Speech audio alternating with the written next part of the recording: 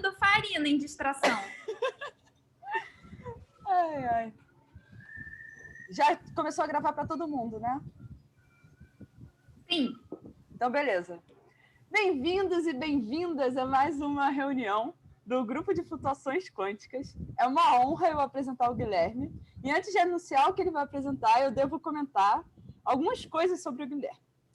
A primeira coisa que eu vou comentar sobre o Guilherme é que ele, na verdade, não entrou para fazer física, mas ele foi salvo, ou não, pelo Maurício Rippert e pelo grande Farina. Não sei se isso foi a melhor escolha para ele, né? Mas com certeza para a gente foi, porque a gente começou a ter muitos pães, sabe? Eu, por exemplo, experimentei brioches, experimentei cinnamon rolls e várias dicas culinárias, né? Com levain, receitas com levain, porque ele é embaixador número 1 do levain nesse instituto. O Guilherme se formou em física junto comigo. Ele entrou no mestrado para fazer com o Paulo Américo, que é do nosso grupo, e com o François, trabalhando com efeito Sagnac no vácuo quântico, e é isso que ele vai contar para a gente hoje. Seja bem-vindo, Guilherme, e é tudo seu. Bom, obrigado pela apresentação, Larissa, sempre muito gentil com as palavras nas apresentações. Gente, primeiramente, boa tarde a todos. Eu vou compartilhar a tela aqui com a apresentação. É um prazer conhecer ainda que eu ainda não tive a oportunidade de conhecer.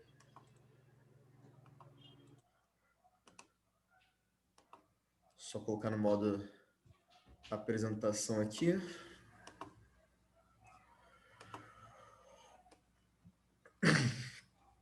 Bom, pessoal, hoje eu vou apresentar o trabalho que eu desenvolvi no mestrado. Eu acredito que alguns aqui tiveram a oportunidade de assistir a defesa, então talvez seja um pouco ou muito repetitivo. Esse trabalho eu desenvolvi com orientação do professor Paulo Américo, com orientação do professor François e ainda a colaboração do professor Reinaldo, lá da UF, que nós conhecemos e amamos.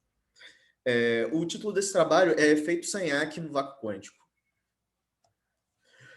Primeiro eu vou começar com uma motivação desse trabalho, porque esse trabalho foi desenvolvido, depois discutir um pouco de interferometria atômica e falar um pouco sobre o efeito Sagnac, e ainda discutir como interações dispersivas, né, interações devido às flutuações quânticas do campo eletromagnético afetam interferômetros atômicos, e ainda na parte 4, na parte 5 da apresentação, eu vou começar a discutir os resultados originais que eu obtive no mestrado e finalizar com algumas conclusões e perspectivas desse trabalho.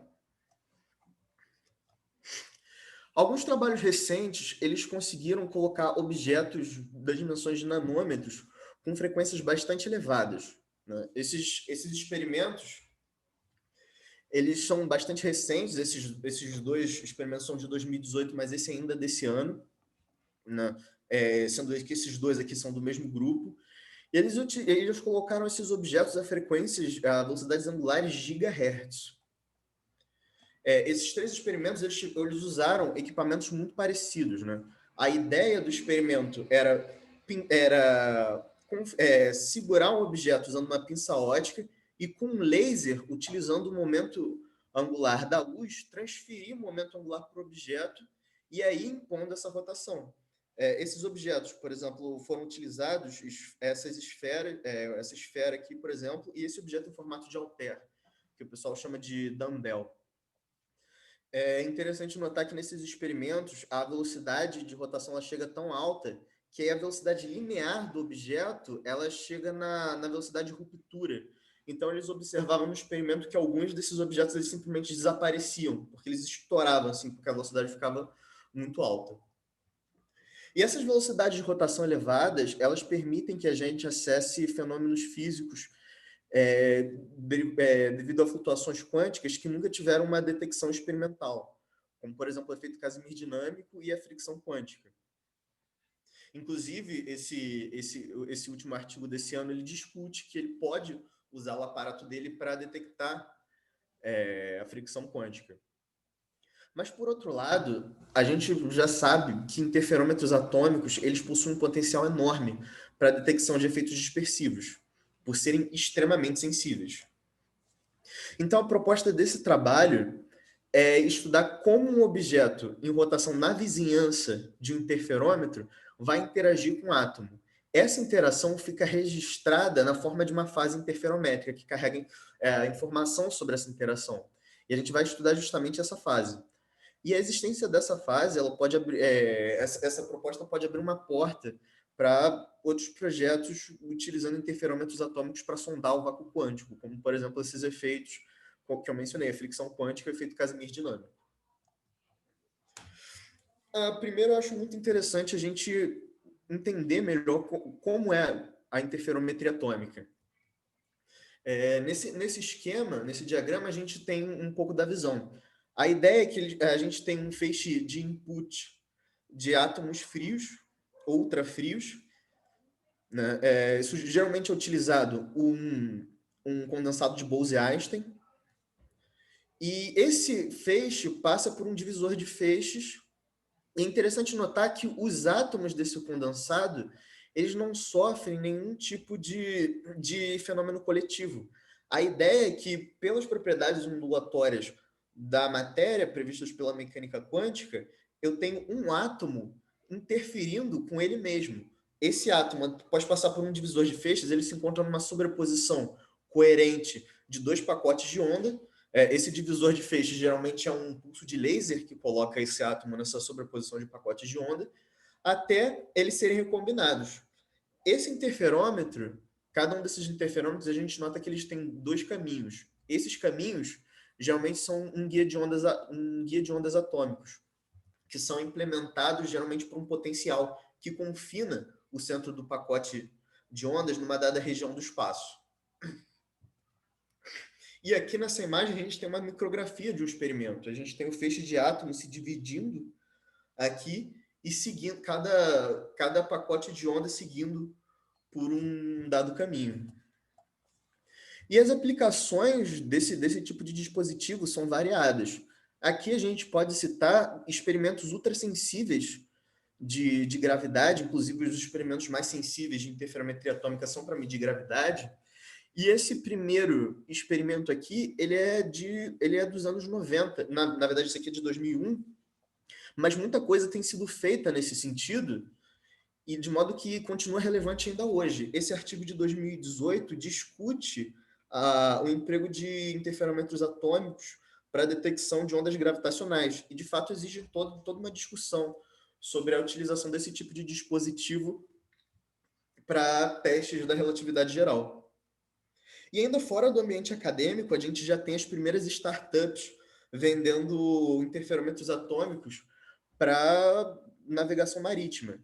Esses interferômetros, eles geralmente medem a gravidade e aí conseguem, através mapeando a gravidade, eles conseguem ter uma localização muito precisa, assim, com reconstruções de trajetória bastante confiáveis para embarcações.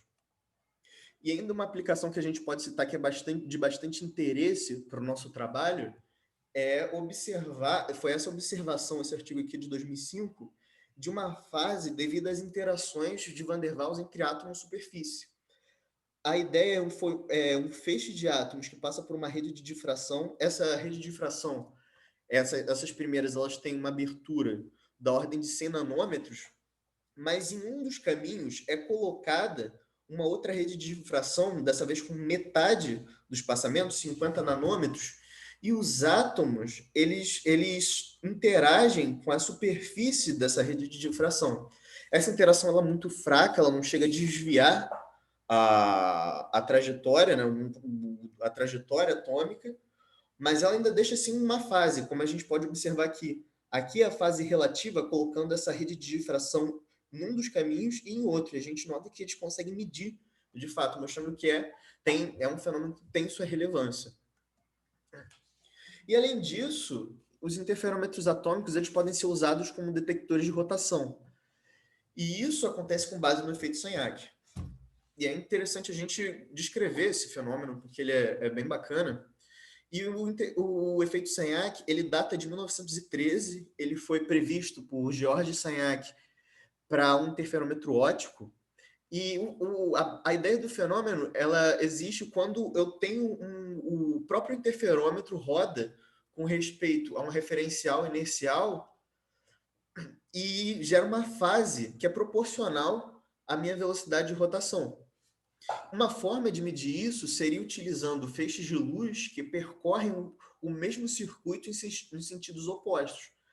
Essa aqui é uma simplificação do aparato original do Sagnac e mostra que um feixe ele passa por um divisor de feixes, de modo que o feixe transmitido e o refletido percorrem o mesmo trajeto em sinais opostos. E ele conseguiu medir essa fase proporcional à velocidade de rotação.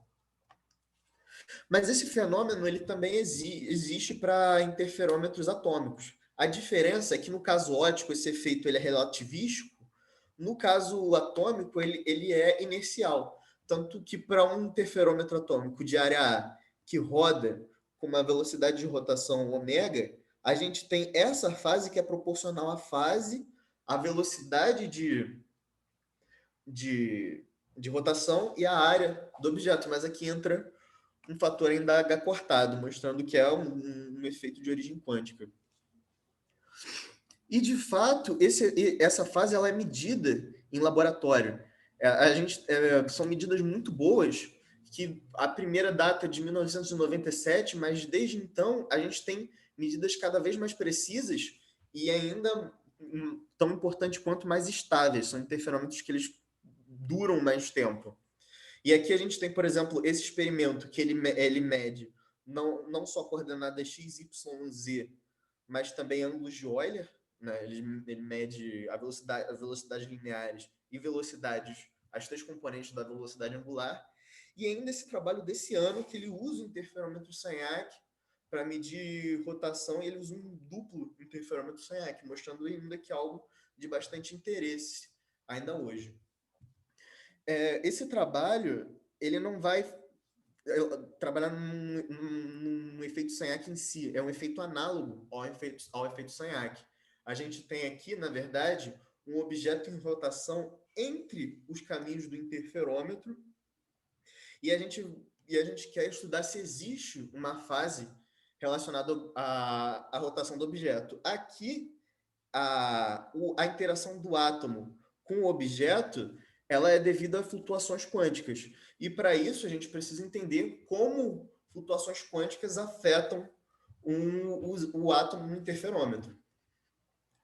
Pelo formalismo da eletrodinâmica quântica, a gente sabe que um átomo ele interage com o campo elétrico quantizado. Se a gente partir da aproximação de dipolo para o átomo, a gente tem esse hamiltoniano de interação. Esse hamiltoniano ele acopla 3 graus de liberdade do sistema. Aqui, a gente vai considerar o átomo como um sistema de 2 níveis. Então, a gente tem o grau de liberdade interno do átomo, o operador de posição atômico e o campo elétrico, que é outro grau de liberdade do sistema, o campo elétrico quantizado. E é interessante notar que tanto o momento de dipolo do átomo quanto o campo elétrico, eles são operadores flutuantes. Então, aqui existe, por exemplo, um momento de dipolo induzido devido às flutuações de campo e um campo elétrico induzido devido às flutuações de dipolo. E a gente pode relacionar os observáveis induzidos com os observáveis flutuantes por meio da teoria da resposta linear. A gente consegue calcular as funções de resposta do sistema. E essas funções a gente consegue fazer uma conexão com a eletrodinâmica clássica. A gente tem aqui a função de Green como função resposta ou suscetibilidade do campo elétrico. Ela representa o propagador para um campo elétrico de um dipolo. E aqui a gente tem a polarizabilidade atômica, né, que vai determinar o momento de dipolo induzido pelo átomo. No espaço de Fourier, a gente tem essa conexão de forma simples. E aqui é interessante a gente notar que essas duas relações elas não estão em pé de igualdade. Essa primeira relação é uma aproximação linear para a resposta do átomo ao campo. Aqui a gente está dizendo que os campos são fracos e a gente está negligenciando correções do tipo campo ao quadrado, campo ao cubo. Mas esse resultado aqui, ele é exato. Ele representa o campo de um dipolo e ele é exato justamente pelas equações de Maxwell serem lineares. Então, a gente pode, então, calcular a fase, né, interferométrica resultante da interação do átomo no interferômetro com o vácuo quântico. A gente vai considerar a função de onda como essa sobreposição de dois pacotes. Esse representa o grau de liberdade externo do átomo. Ele vai descrever o centro de massa atômico. Mas aqui a gente não tem um sistema quântico fechado. Se o sistema quântico fosse fechado, a gente só teria a função de onda se limitaria a essa sobreposição aqui. Mas a gente vai admitir que o grau de liberdade interno, admitir não, a gente vai considerar que o grau de liberdade interno e o grau de liberdade do campo vão afetar essa dinâmica, devido às flutuações quânticas. Considerando que o átomo ele se encontra passando por um feixe que é 50-50, o átomo ele tem probabilidade igual de seguir por cada um dos dois caminhos. E a gente vai considerar também que as flutuações quânticas o campo elétrico do vácuo ele não vai mudar a trajetória prescrita para o interferômetro. De fato, ela só vai afetar essa dinâmica, só vai afetar os graus de liberdade interno do átomo e o grau de liberdade do campo. E aqui a gente tem esse hamiltoniano, como depende da posição do átomo, esse D escalar a gente tem um hamiltoniano aplicado no caminho 1 e no caminho 2. E para a gente é interessante a gente olhar para as coerências do problema, usando a matriz de densidade reduzida para determinar as coerências do grau de liberdade externo do átomo. Quando a gente calcula, a gente obtém esses dois termos. Esse primeiro é um termo padrão dos livros textos, né? Se a gente olhar, por exemplo, acho que no capítulo 1 do Cohen, de quântica, a gente acha que é o termo de interferência, o termo para um sistema quântico fechado, mas a gente tem essa correção relacionada com os graus de liberdade, com os outros graus de liberdade, o grau de liberdade interno e o grau de liberdade do campo. Esse fator aqui, esse fator de fase, é o funcional de influência. Para um sistema quântico fechado, essa fase é zero, eu recupero esse resultado. Mas é ele que vai carregar a informação sobre a fase devido à interação dispersiva do átomo. E é interessante a gente notar que, em geral, essa fase é um número complexo. E tanto a parte real como a parte imaginária, elas atuam de maneira diferente no sistema. A parte real, ela atua deslocando as fases que resultam da coerência do grau de liberdade externo do átomo. Ou seja, as minhas franjas de interferência vão ser deslocadas devido à parte real dessa fase, do funcional de influência. Mas a parte imaginária, ela vai diminuir o contraste. Ela vai começar a apagar essas franjas de interferência porque ela resulta da descoerência desses graus de liberdade sobre o sistema atômico.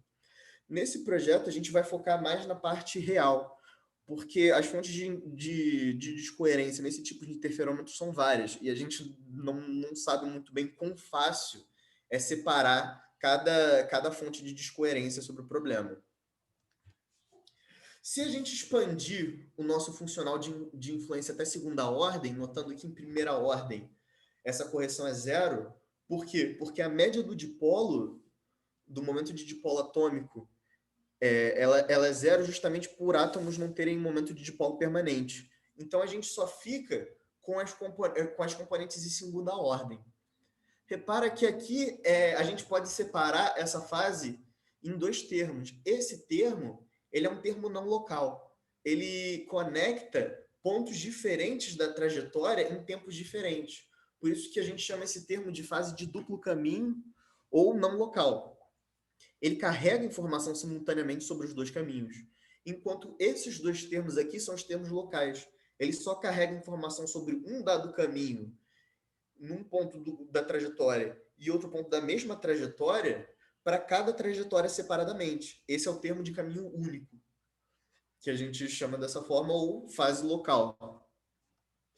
O nosso foco ele vai ser na fase local, porque a fase não local de duplo caminho ela é muito menor. A gente calculou ela, a gente obteve uma correção muito menor. Então, a gente vai focar nessa fase de caminho único.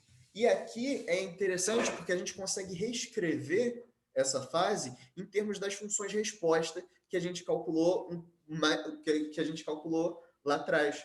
Aqui a gente pode fazer essa interpretação que esse termo aqui, por conter a função de Green, ela está relacionada com o campo elétrico induzido, que por sua vez está relacionado com as flutuações de dipolo. Esse termo aqui é um termo devido às flutuações de dipolo, enquanto esse termo aqui está relacionado com as flutuações de campo. Esse termo aqui é interessante a gente notar que ele é uma reação de radiação do problema. Isso vai ficar mais claro lá para frente. E a partir dessa expressão, a gente pode calcular a fase associada à rotação de objetos próximos ao interferômetro. Mas primeiro a gente precisa entender como a função resposta de um dado material muda com a rotação desse material. No contexto da aproximação de dipolo, essa função resposta é a polarizabilidade. Então, a gente vai calcular agora a polarizabilidade de um objeto em rotação.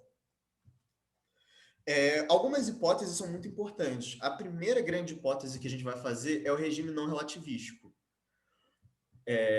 A velocidade de rotação linear, ou seja, o meu ômega-r, ela é muito menor do que c. De modo que a transformação de um referencial para outro é essencialmente uma rotação. Eu não tenho termos de transformação de Lorentz. E a gente vai considerar um objeto com uma simetria axial que roda em torno do eixo de simetria com uma velocidade angular ômega. Aqui, esse referencial x', y' é um referencial comóvel ao objeto. E nesse referencial, na aproximação de dipolo, supondo campos fracos, a gente tem essa aproximação.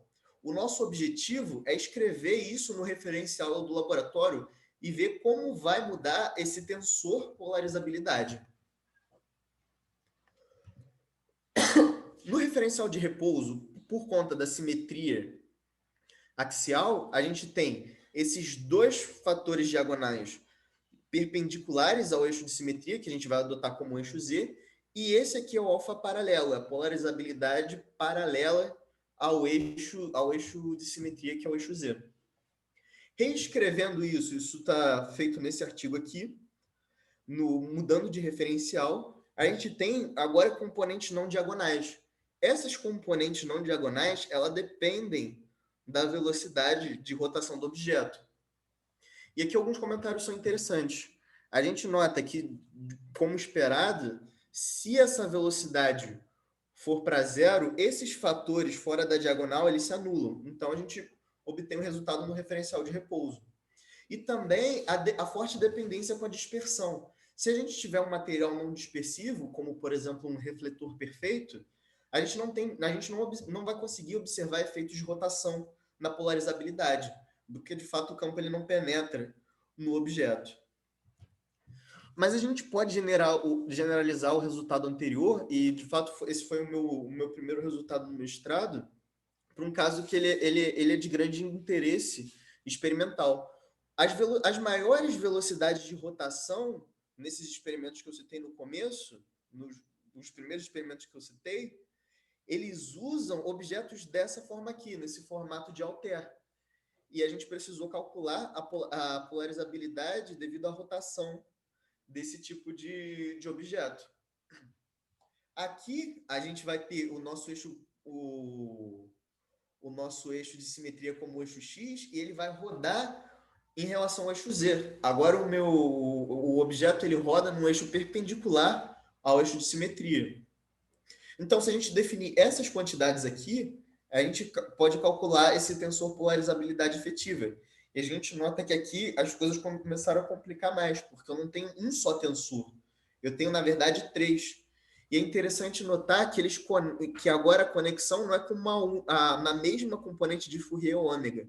Eu tenho essa conexão com a diferentes componentes de Fourier, do ômegazinho mais 2 ômegazão e menos 2 ômegazão. Isso é o que a gente chama de bandas laterais. Eu tenho a frequência sendo modulada pela frequência de rotação do objeto. Isso aqui é bastante interessante, uma vez que está relacionado com o efeito Casimir dinâmico. É interessante notar essa modulação com 2 vezes a frequência ao objeto. Isso está relacionado com a simetria de translação temporal discreta, ou seja, a cada metade de período, por conta dessa simetria com relação ao eixo x', o objeto vai ocupar a mesma posição no espaço. Então, a cada metade de período, e aí vai relacionar com o dobro da frequência. E aqui ainda tem a vantagem em relação ao caso anterior, porque eu não tenho uma dependência tão grande com a dispersão.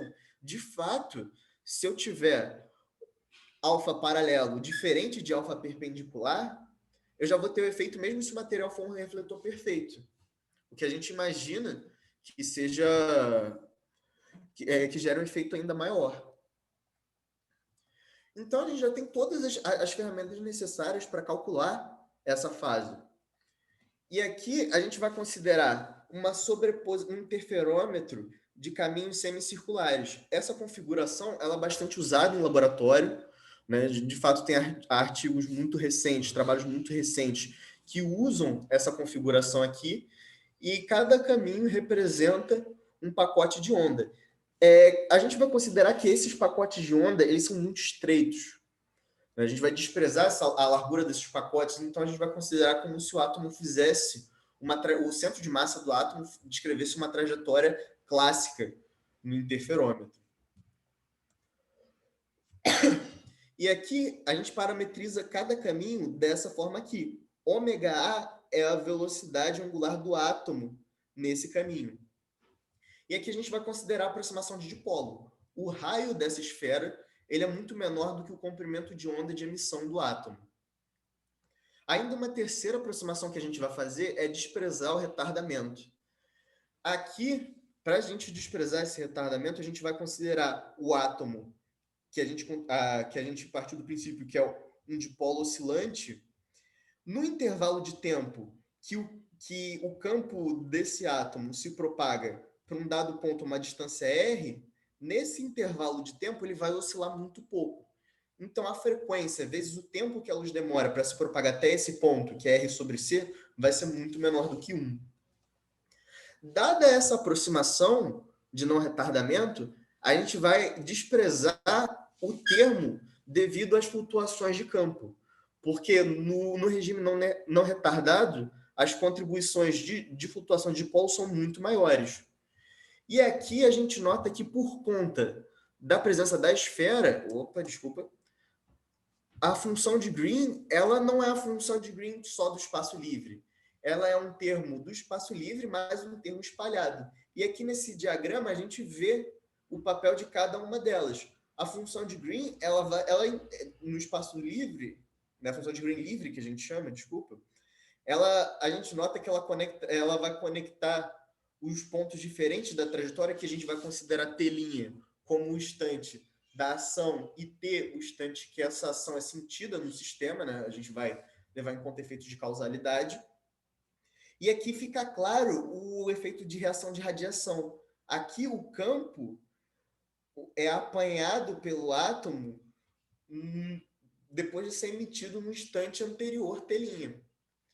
E aqui a gente percebe esse espalhamento devido à esfera. O átomo ele emite o campo no instante T', esse campo se propaga até a esfera, polariza a esfera, que gera um campo que é apanhado pelo átomo no instante posterior T.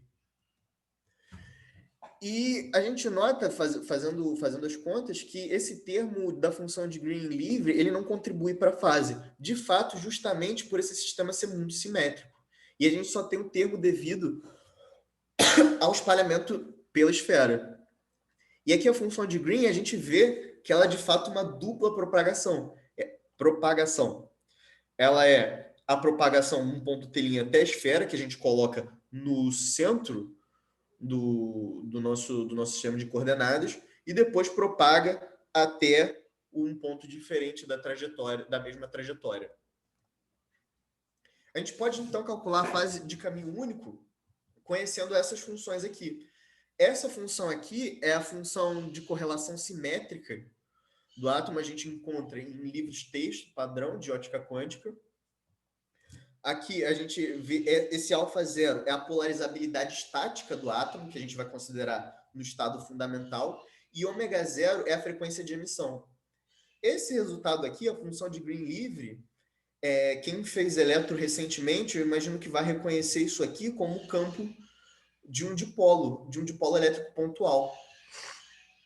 E aí a gente nota que esse sistema ele tem simetria por translação espacial e temporal, o que permite escrever isso aqui em termos de uma transformada de Fourier de ômega. E aí a gente pode calcular a fase Sagnac do meu sistema e a gente obtém essa expressão aqui. Alguns comentários são importantes. Essa fase a gente nota que ela é bastante análoga à fase Sagnac. Ela tem uma dependência linear com a velocidade de rotação da esfera. Mas aí a gente vê também a diferença, porque no caso usual do efeito Sagnac para átomos, ele cresce com a área. Aqui ele vai decair com a área ao cubo. E a gente nota que isso, intuitivamente, quanto mais longe da esfera, ou seja, quanto maior a área, menor vai ser o efeito. E também a dependência com o volume da esfera, né? Quanto maior o volume da esfera, maior a fase. É interessante a gente notar também que, essa aqui é a polarizabilidade de uma esfera, se a minha função dielétrica da esfera for igual a -2, essa polarizabilidade vai explodir. E a gente entende isso como um fenômeno de ressonância plasmônica. Então, para essa esfera, a gente vai considerar um modelo de plasma-Drude, tendo em vista que as ressonâncias plasmônicas vão gerar um aumento muito maior, um aumento muito grande para a fase. Agora a gente precisa fazer uma tarefa que é fazer um encontro entre a frequência de emissão do átomo e a frequência de ressonância plasmônica dessa esfera.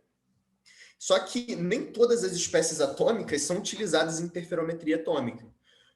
De fato, são utilizados principalmente metais alcalinos e alcalino-terrosos. E aí, por sorte, a gente sabe que a frequência dominante para átomos de cálcio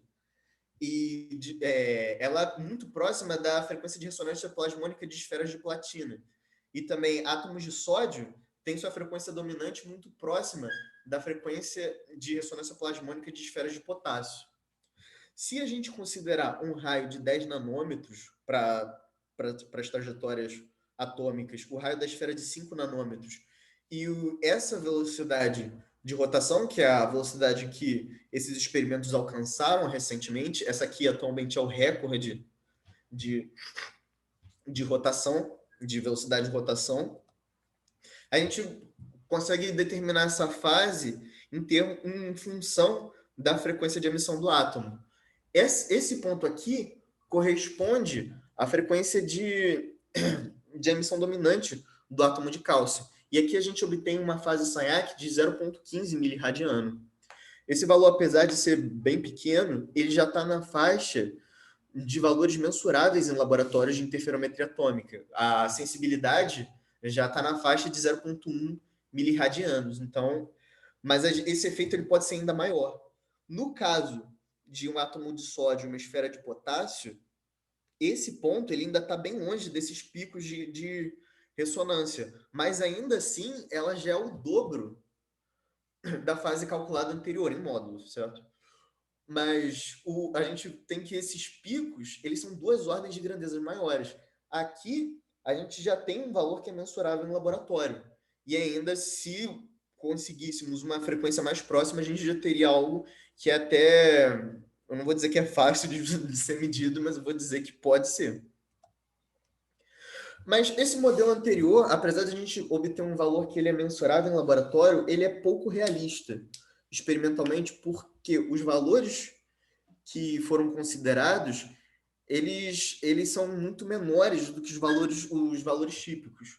De fato, o raio desses interferômetros semicirculares é da ordem de micrômetros, enquanto a gente considerou algo da ordem de 10 nanômetros.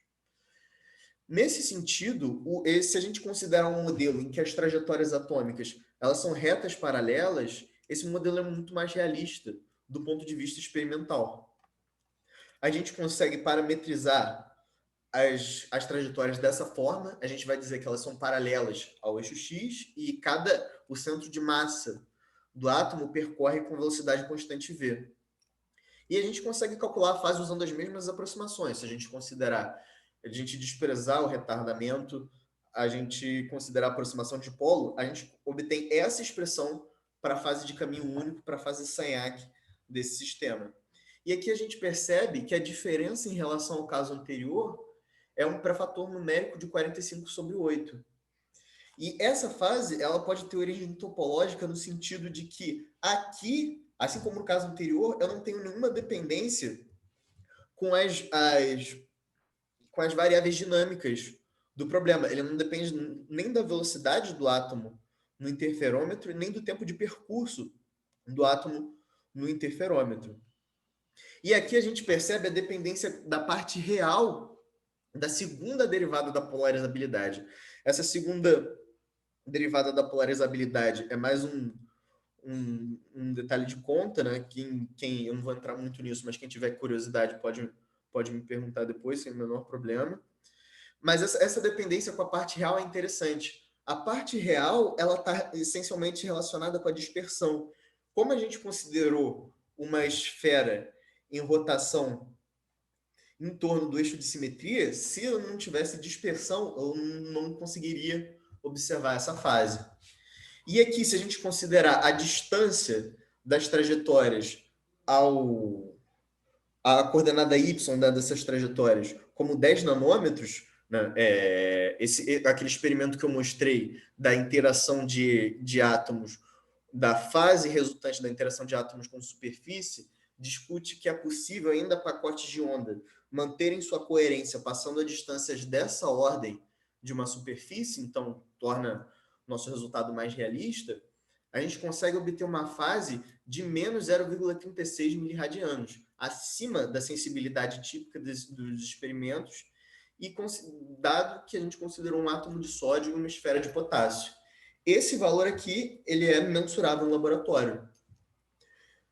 E agora a gente vai para os comentários finais. Né? Aqui um resumo sobre os resultados originais, né, dessa apresentação. A gente conseguiu fazer uma análise do comportamento da polarizabilidade de objeto em rotação em torno de um eixo perpendicular ao eixo de simetria do objeto, considerando esse objeto, por exemplo, nesse formato de Altair. E a gente calculou a fase Sagnac no vácuo quântico para essas duas geometrias, um interferômetro circular de trajetórias semicirculares e um interferômetro de trajetórias retilíneas e paralelas. E a gente obteve, nesse caso aqui, um caso mais realista, do ponto de vista experimental, usando parâmetros realistas, a gente obteve uma fase mensurável, que pode motivar futuras implementações desse modelo em laboratório. E a gente ainda tem perspectivas, né? Eu recentemente comecei o doutorado, semana passada, comecei o doutorado aqui na UFRJ, ainda sob a orientação do professor Paulo. E as perspectivas de trabalho que a gente tem por exemplo, como a gente desprezou a largura dos pacotes de ondas, a gente pode levar agora em consideração o efeito da largura finita desses pacotes de ondas e ver como isso vai afetar a fase. A gente espera que a gente obtenha uma fase ainda maior e calcular essa fase considerando um objeto que, ao invés de ser uma esfera, usando um Altair que a gente discutiu antes. E a gente também espera ter uma fase maior justamente por não ter essa dependência com a dispersão. E ainda a aplicação da polarizabilidade desse tipo de objeto aqui, dessa geometria, para calcular efeito Casimir dinâmico e a fricção quântica. Outros desdobramentos que ainda são possíveis é calcular o chamado termo de Röntgen. Esse termo ele é um termo da contribuição do campo magnético devido ao movimento atômico. Se a gente considerar o átomo como um dipolo se movendo, a gente pode ver isso aqui como como duas correntes que se propagam em sentidos opostos, aproximadamente um dipolo magnético. E ele acoplar com o campo magnético quantizado, e a gente vê o efeito que surge a partir disso. Outro desdobramento possível também é a inclusão dos efeitos de retardamento sobre a fase, e a gente vai levar em conta os termos de flutuação de campo. E a gente espera conseguir recuperar o potencial de Casimir-Polder. A gente conseguiu um fator R sexta, que é consistente com a interação de Van der Waals, né, para dipolos no regime não retardado, mas a gente ainda não conseguiu, usando essa expressão, recuperar o potencial de Casimir-Polder. A gente espera fazer isso, incluindo os efeitos de retardamento e também ir além da aproximação de dipolo, né? Para um dipolo, a frequência de ressonância plasmônica é muito alta. Então, se a gente considerar essa esfera cada vez maior, a gente vai ter que levar em conta termos de espalhamento μ, mas aí a gente tem outras frequências de ressonância plasmônica, o que pode levar a um efeito ainda maior. Bom, por fim, esse agradecimento às agências de fomento. Eu recebi bolsa de cada uma delas em períodos diferentes, né, do mestrado, e eu deixo aqui o meu agradecimento, também o meu agradecimento a aceitarem a minha solicitação de participar. Eu agradeço a todo mundo que veio assistir. Obrigado. E a gente agora, imagino que a gente tenha perguntas, né? Primeiro a gente vai bater palma. Ah, é verdade.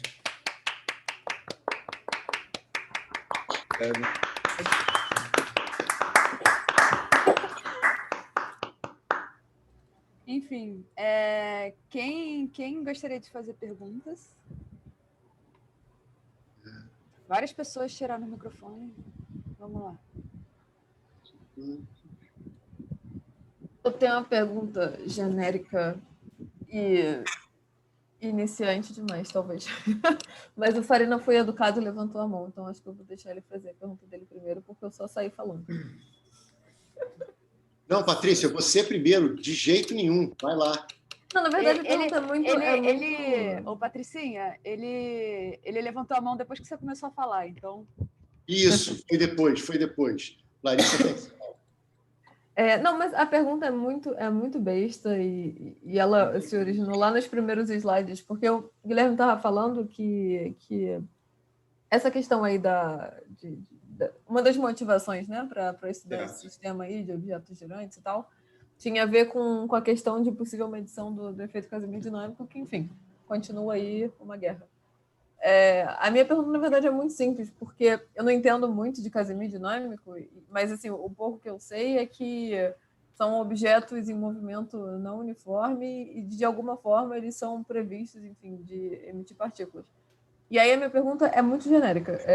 Qualquer movimento não uniforme pode gerar algo tipo efeito Casimir dinâmico? Eu não sei quais são as condições, né? Enfim, eu particularmente eu não sei te dizer precisamente isso, mas, por exemplo, se eu tem um artigo, esse artigo do Reinaldo, François e Paulo, de 2018, eles discutem isso para, por exemplo, um movimento oscilatório, né? O movimento de rotação também gera um efeito Casimir dinâmico. A aceleração linear também, né? Uhum. Mas, em particular, qualquer movimento não uniforme, aí eu não sei, isso seria algo interessante para mostrar, não sei se está feito na literatura, mas esse artigo aqui, que discute essa abordagem de efeito Casimir dinâmico via espalhamento, se você quiser eu posso te passar depois, ele faz uma discussão bastante geral, então talvez tenha alguma informação bacana sobre. Uhum. Posso fazer um comentário? Fala aí, Farina. Você quer falar? Farina está com cara de quem vai intervir. Eu queria só fazer um comentário. Posso, Patrícia? É lógico. Claro. Por favor, Farina.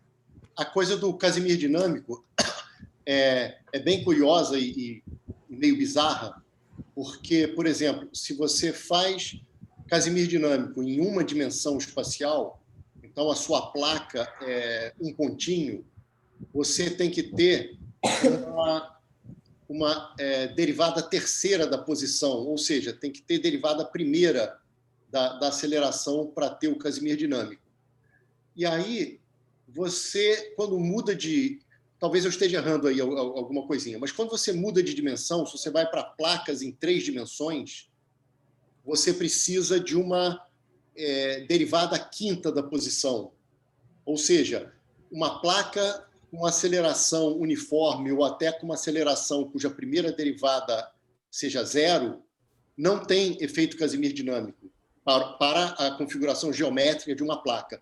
Então, é uma coisa assim meio bastante complicada, que não basta ter aceleração para ter Casimir dinâmico, depende. Eu estou dando um exemplo que eu lembro de cabeça, que uma placa em 3 dimensões, se tiver uma aceleração constante ou uma aceleração até variável, mas com uma derivada primeira constante, ela não terá Casimir dinâmico. Então, cada caso é um caso. Uma esfera, eu acho que o primeiro cara a calcular o que seriam as... Porque Casimir dinâmico tem a ver com duas coisas que estão interligadas. É a criação de partículas pelas fronteiras em movimento, e como partículas criadas custam energia, essa energia é debitada do objeto. Isso faz uma espécie de força de reação de radiação, que nem lá em eletromagnetismo. A carga acelerada emite radiação, radiação carrega energia, tem uma força de reação de radiação, né? Então, o Casimir dinâmico tem esses dois lados da mesma moeda: criação de partículas e força dissipativa sobre as fronteiras em movimento. O primeiro a calcular essa força dissipativa sobre uma esfera, por exemplo, foi o Paulo Américo, no pós-doutorado dele, lá com o pessoal da França, com o Serge Renot, acho que é um artigo de 93, muito, muito legal. E aí a condição para isso, acho que é uma derivada acima de quinta ordem, acho que até sétima, sei lá, enfim. Então, para resumir, depende da geometria e depende da dimensão também, para você poder dizer que aquele movimento vai gerar ou não Casimir dinâmico. Não é qualquer movimento que gera, tá? Uhum. Bom, esse era o comentário. Volta para a Patrícia. Certo. Não, eu não tenho pergunta, não. Então, eu posso falar? Bom, pessoal, vão levantando as mãozinhas aí no chat para as próximas perguntas, tá? Eu queria começar fazendo 2 comentários, depois eu tenho uma outra pergunta. O primeiro comentário é... Estou vendo que o Gabriel está aí ainda, o Sidney está aí ainda, tá. Eu queria parabenizar vocês, elogiar a postura de ter interesse, curiosidade e aparecer num grupo para ver o que eles estão fazendo. Vocês devem fazer isso com outros grupos, com outros seminários. Essa curiosidade vai ser muito boa para vocês terem uma visão mais geral da física, de como os grupos funcionam, para vocês poderem escolher o que vocês vão fazer no futuro. Então, vocês estão de parabéns por terem vindo aqui com a cara e com a coragem. Eu sei que não devem ter entendido muita coisa, mas alguma ideia interessante e provocadora, que o seminário foi muito bacana, a ideia é muito bacana, devem ter conseguido. E já que vocês são alunos de Clássica 2, queria só fazer um comentário que o resto do grupo aí certamente já sabe, mas é que o Guilherme ele veio da engenharia e, na verdade, a inspiração, talvez alguma inspiração mais final para ele ir para a física, foi numa ou em 2 aulas de mecânica clássica, tá? Então, depois vocês podem perguntar mais aí para o Guilherme como é que foi essa história. Com certeza. Então, as aulas de clássica podem ser importantes para vocês voarem e mudarem, né? Eu acho que você chegou a comentar... Só que eles já estão na física. Então, não Acho é. que você tá em mecânica... Podem, Você chegou a falar em mecânica clássica 1. Oi? Você chegou a falar em mecânica clássica 1, acho que foi da aula da cicloide. Isso, exatamente. Esse cara. Se eu falei, foi desse cara, foi do Guilherme, o apresentador de hoje. Guilherme, você ficou famoso, cara. Você foi citado numa aula de clássica 1. Minha primeira citação. Bom, depois desses comentários iniciais, deixa eu fazer uma pergunta. Ô, Guilherme, quando você falou que bota para girar umas partículas e aí elas podem até se romper, qual o raio dessas partículas? Aqui eles conseguiram um raio da ordem... É a mesma coisa, tá? Só para dizer que... Aqui, esse experimento, ele usa uma partícula que o raio é da ordem de uns 100 nanômetros. Aí, a velocidade linear, ela fica da ordem de mais ou menos uns 3.000 metros por segundo, e aí ele começa essa velocidade fica próxima da velocidade do som no objeto.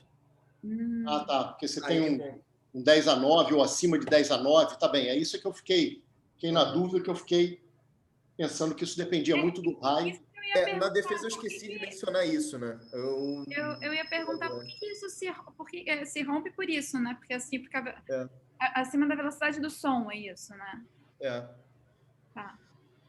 Inclusive, isso é algo que a gente estava discutindo como um desdobramento possível, né? A gente vê se de repente tem um efeito análogo para um efeito Casimir dinâmico, mas um efeito Casimir dinâmico sonoro, né?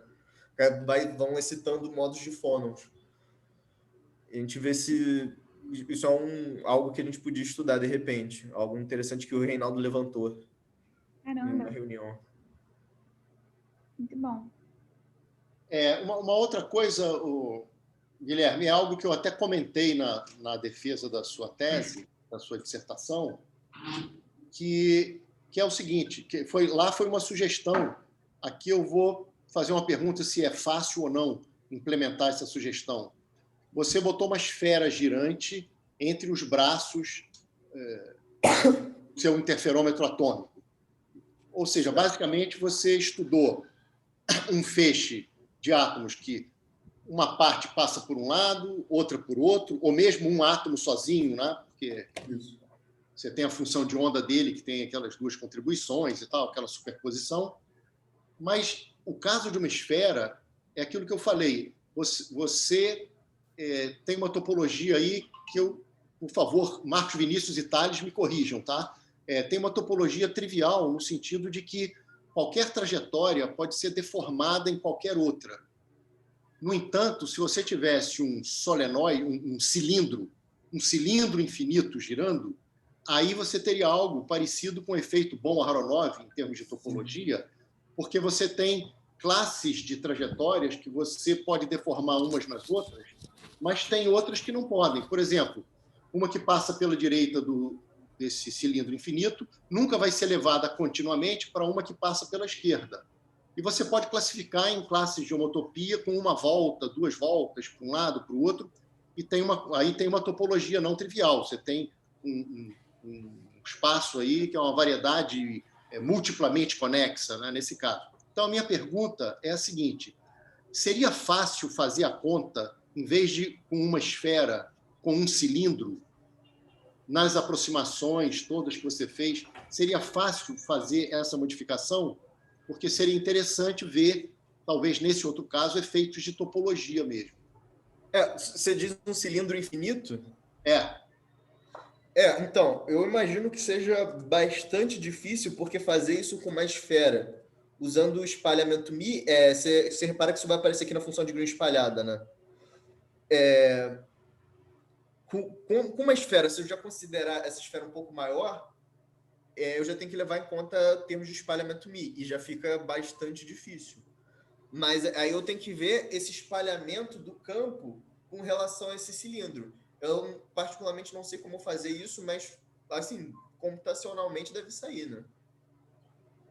Analiticamente, eu imagino que seja bem difícil, mas computacionalmente, de repente, fazendo algo numérico, dá para extrair bastante. Desculpa interromper, você tem que ir além da aproximação de dipolo, é isso? Teria que ir além da aproximação de dipolo, justamente por esse cilindro ser infinito. Realmente, talvez isso trouxesse uma complicação danada. Você ia ter que somar um bando de multipolos e coisas do gênero. Entendi. Algo nesse sentido. Tá. Bom, fica aí a sugestão, mesmo sendo bem complicado. Eu não sei se o Marcos Vinícius ou o Tales ou qualquer pessoa, querem fazer algum comentário sobre o que eu falei da topologia, se faz sentido ou não, tudo que eu falei. Fiquem à vontade aí, tá? Faz sentido, sim. Achei interessante o que você pensou. Fiquei pensando talvez num toro também, né? Não sei se eles consideram toro. Enfim, teria essa diferença de caminhos, né? Mas, enfim, fica aí para o futuro. O toro é uma ideia genial, porque o toro você pode continuar na aproximação de dipolo. É só fazer o toro pequeno. E aí você tem uma topologia não trivial. É verdade. Então fica a ideia aí para vocês. Para ver esses efeitos aí de topologia. Bom, enquanto ninguém vai levantando a mão, eu tenho mais uma pergunta aqui, mas assim que alguém levantar a mão, eu paro e passo a palavra, tá bem? Ô, Guilherme, eu queria saber se já foi feito o seguinte: a energia, o cálculo da força ou da energia de Casimir e Polder entre um átomo e uma esfera girante. Tem algo nesse sentido. Átomo, eu não sei, mas tem um trabalho desse cara aqui, eu não sei pronunciar o nome dele, eu imagino que seja Manrabacas, porque o cara é espanhol. Mas um trabalho recente dele, eu me perdi nos meus slides, gente. Pedindo desculpa. Ele é colaborador do Yuri, cara. É verdade, nesse trabalho recente. Tá. Eu percebi, eu só não falei nada.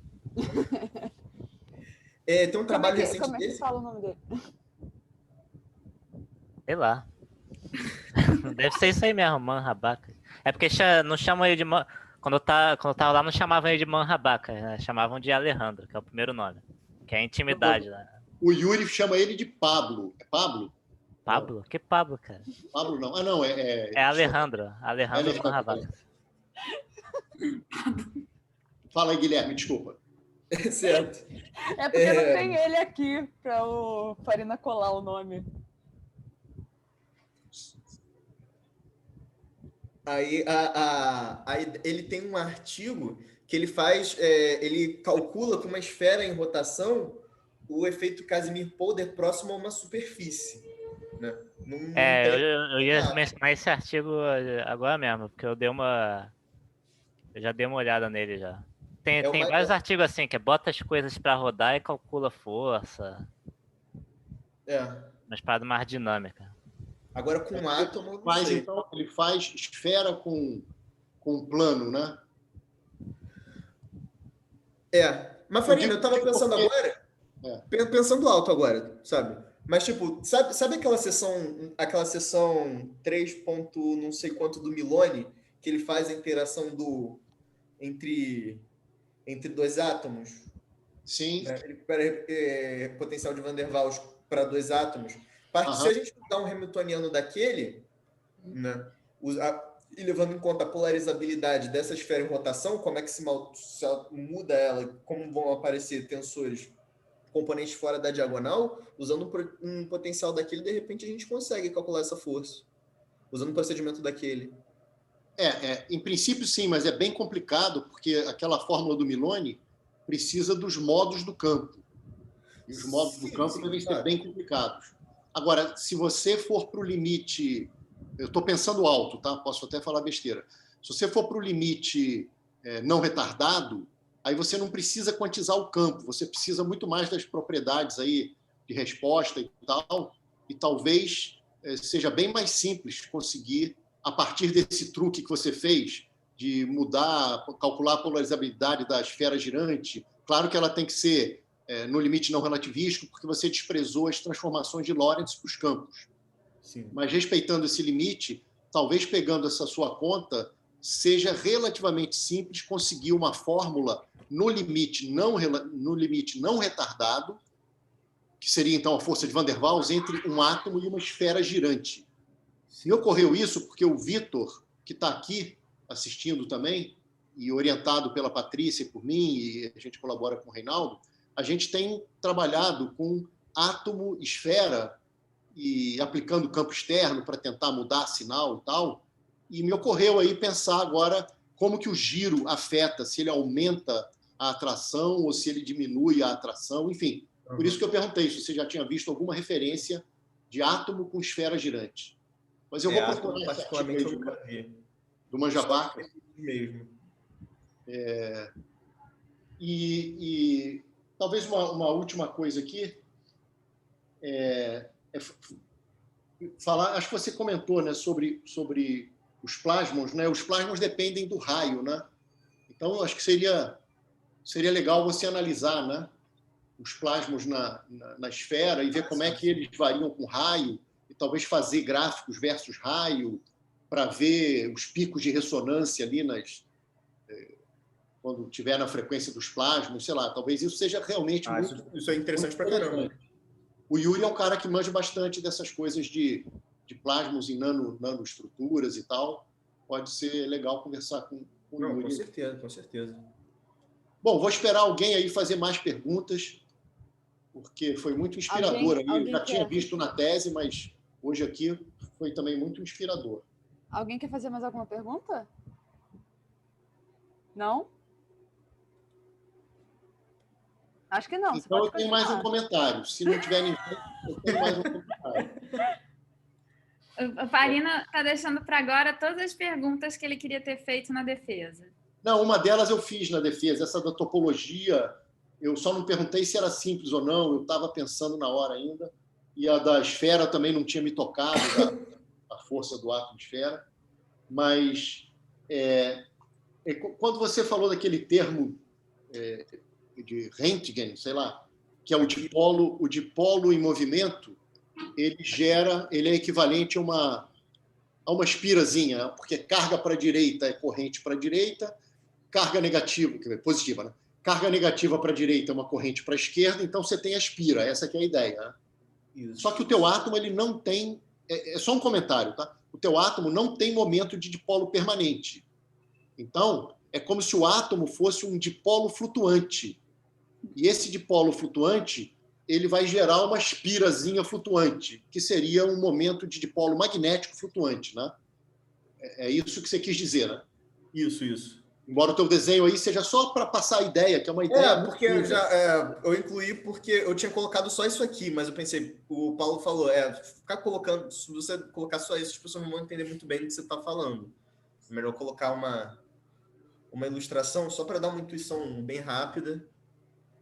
Aí foi por isso que eu incluí esse desenho, mas ele não é um dos mais fidedignos, não. Não, maravilha, cara. Maravilha. Pô, adorei, Guilherme. Foi muito Obrigado, bom ver novamente a tua apresentação e outras ideias vão surgindo aí. Não, com certeza. Farina, inclusive alguns desses comentários, se você tiver anotado, se você puder me mandar, eu vou gostar bastante. Tá no vídeo. Não. Desculpe, eu esqueci de te passar a minha tese com as anotações que eu fiz. É verdade. Eu tenho a minha tese cheio de caixinha amarela lá no PDF. Eu mando para você. Mas, de qualquer forma, ficou tudo gravado aqui. É verdade. Eu falei hoje... O Yuri mandou uma referência aqui. Muito, muito interessante. Aqui pelo bate-papo, é isso? Pelo chat, isso. Nanoscale transfer of angular momentum mediated by the Casimir torque. Bom, uma coisa que poderia ser... Estou viajando agora aqui, pensando na Patrícia aí, pensar no frete com objetos girantes. Pega lá um cilindro, bota o cilindro para girar. Eu estava pensando, Farina, naquela conta da gente da força ótica, né? Mas a gente não terminou a conta nem em repouso, na verdade, né? Mas... É verdade, cara, é verdade. Generalizar para objetos em rotação.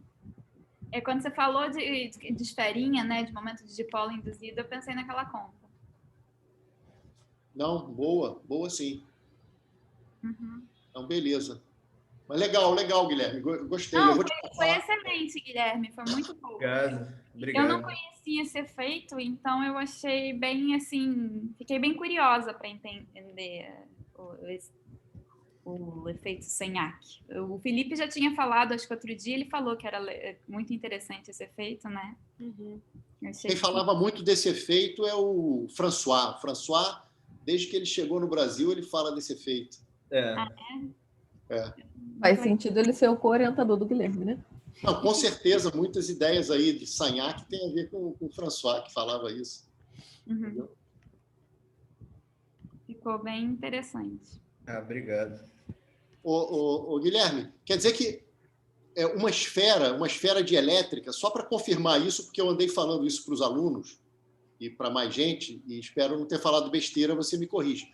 Uma esfera dielétrica girando no vácuo, ela vai sofrer atrito, né? E vai parar um dia. Dielétrica... O fato de eu dizer dielétrica ou condutora, mas um condutor real, é para diferenciar bem do condutor perfeito, porque no condutor certo, perfeito, sim. o comprimento de penetração é 0. Você tem que ter penetração para que as flutuações do vácuo penetrando no meio elas causem esse atrito, né? De uma maneira bem informal. Aqui, nesse artigo, ele discute isso. Ele considera essa esfera... Ele não menciona de elétrica, mas ele fala, essa esfera, se ela não é um condutor perfeito, né, dispersiva, ela vai parar. Eu acho que no final do artigo, se eu não me engano, ele calcula o tempo para ela parar. Ele faz Deve ser maior do que o da idade do universo, né? Talvez. Eu não lembro de cabeça o tempo, não, para ser honesto. Mas ele, se eu não me engano, posso estar falando uma besteira muito grande aqui, ele discute isso para alguma coisa de cosmologia. Entendi. Não, por isso que o seu trabalho é muito interessante, cara, porque se você... Eu não fiz essa conta, nem nunca olhei esse trabalho. Eu lembro de ter lido na época o título, assim, me chamou a atenção, mas eu nunca li esse trabalho. Mas, com certeza, os efeitos dissipativos de Casimir dinâmico, que seria, nesse caso, essa esfera girando um dia parar, e, claro, ela para emitindo fótons ali, conservação de energia. Cara, isso é muito demorado. Então, nesse sentido, vocês conseguirem um efeito da esfera girante ser mensurável é espetacular, cara, porque o efeito dela parar, que seria o efeito do vácuo quântico ali, é impossível você fazer essa medida. Mas vocês estão vendo isso num interferômetro.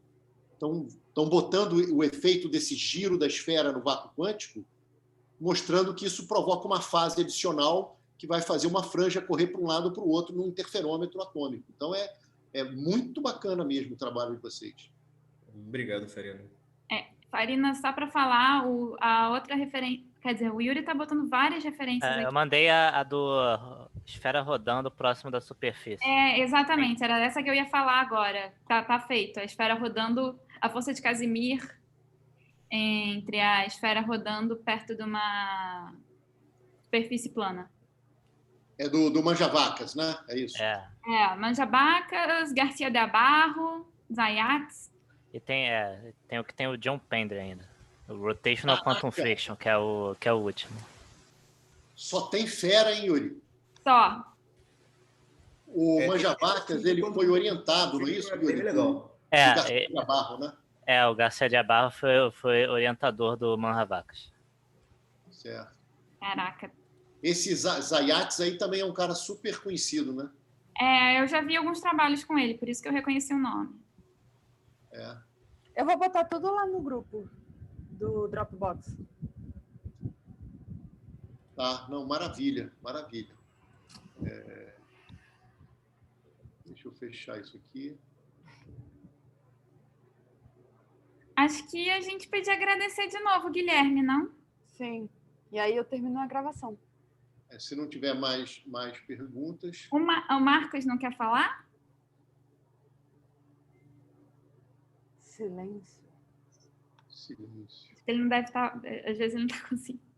Aí você vai ouvir, a Verinha vai passar, a gente vai ouvir a voz dela. Marcos, você está dormindo? Pô. Não, beleza. Será que o Marcos não conseguiu botar de novo? Ele está muito mais quieto que o usual, né? Ele sempre fala.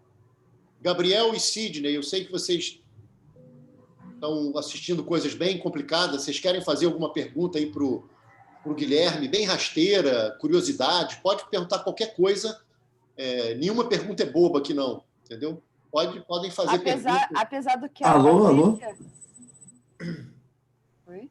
Dá para me ouvir, né? Dá sim. Sei lá, acho que é mais uma curiosidade mesmo, se você submeter todo esse sistema sobre um campo magnético externo, se acontece alguma coisa, já que tem um momento de dipolo, né? Assim, isso foi uma discussão que teve na defesa. A ideia é que eu posso ter um momento de dipolo induzido magnético na esfera. E aí, esse termo aqui, esse cara aqui do final, esse termo de Röntgen, ele vai passar a ser muito relevante. Né? Porque ele está levando em conta o átomo também como um dipolo magnético. E eu tenho também um dipolo magnético induzido na esfera por causa do campo externo.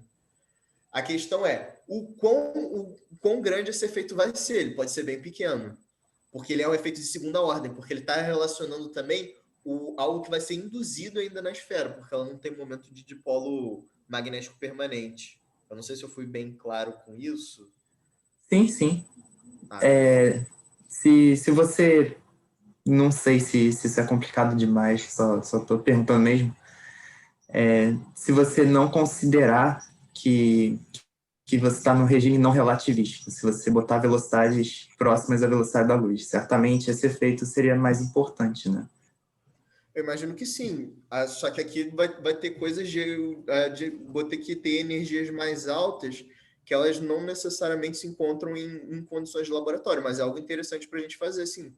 Se a gente colocar essa esfera para rodar muito rápido, de modo que ela ainda não exploda, né, não alcance essa velocidade de ruptura, a gente vai ter que levar em conta, de fato, esses efeitos relativísticos. Eu só não sei se essa velocidade para ter esses efeitos relativísticos é muito superior a essa velocidade de ruptura, porque aí não faz muito sentido, né? Porque ela vai explodir antes de eu conseguir alcançar esses efeitos relativísticos.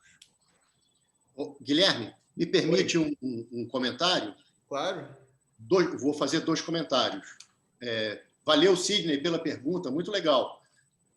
O que o Guilherme falou é super importante, que mesmo sem campo magnético, se eu entendi bem, me corrigem, Guilherme, aquele termo de Röntgen já poderia ser importante, porque se você tem dipolos elétricos flutuantes, eles em movimento geram dipolos magnéticos. Então, mesmo sem o campo magnético, talvez você já tivesse ou tenha, em algum regime, que levar isso em conta. Eu entendi da pergunta do Sidney que ele queria aplicar um campo magnético. Eu acho que foi um pouco essa pergunta. Não foi, Sidney? Fui pensando nisso também. Talvez até para medir o campo magnético de alguma forma, talvez. Não sei. Se você aplicar campo, seja elétrico ou magnético, mas aplicando um campo, você, em princípio, varia um pouco as propriedades eletromagnéticas do seu meio.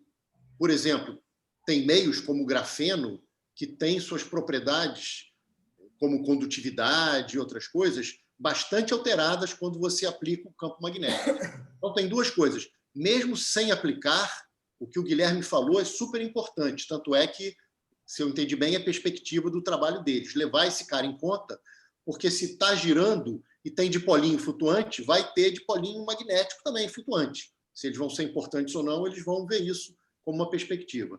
Segundo, se aplicar campo magnético, dependendo do material, você pode ou não alterar bastante as permissividades, permeabilidades, entendeu? Daquele material, dependendo se ele tem respostas magneto-ópticas grandes ou pequenas. Tá? O seu segundo comentário era sobre velocidades grandes. Se as velocidades forem muito grandes a ponto de você ter que usar relatividade, eu acho que aí tem um problema que a gente até discutiu lá durante a tese, que eu não sei como a gente faz transformação de campo eletromagnético entre um referencial não inercial e um inercial. Eu sei fazer entre 2 inerciais, que são as transformações dos campos, que a gente aprende lá em Eletro 2 ou na pós, sei lá. Mas envolvendo o referencial girante, aí eu não sei como fazer. É um problema mais complicado aí que apareceria. Eu acho que o Maurício deve saber. Teve uma vez que eu vi, acho que ele e o Lucas discutindo justamente isso, coisa de transformação com referencial não inercial. Isso é bem interessante.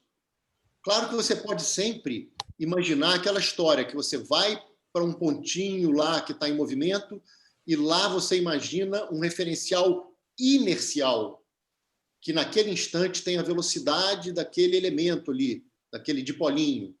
E aí, para cada ponto do espaço, você teria um referencial inercial diferente, com diferentes velocidades, e aí você pode fazer transformações de Lorentz para os campos. É isso que se usa para calcular o efeito Sagnac óptico, né? É uma conta bem assim, usando aquelas ideias de tipo precessão de Thomas, para calcular essa fase aqui no caso óptico. Deixa eu voltar bem aqui. Porque Como se fosse uma sequência de referenciais iniciais, né? Cada pedacinho desse circuito vai adotar como um referencial inicial e depois integrar toda essa turma aqui. Entendi. Isso é uma maneira, é uma possibilidade. Bom, era isso que eu queria comentar.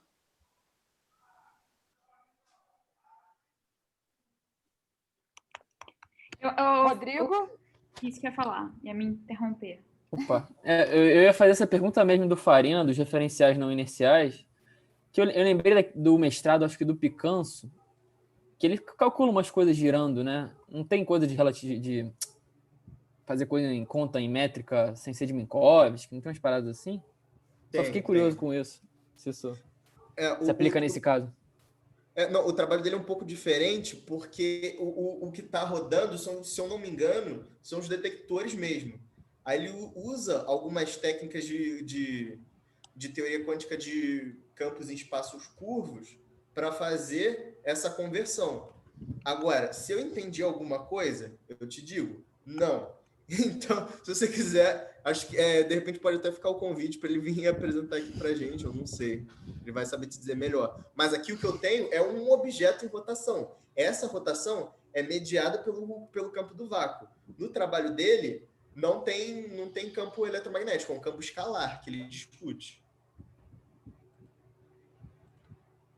É uma boa ideia chamá-lo, talvez, para falar um pouco, porque tem um pouco de efeito Sagnac lá também, não tem?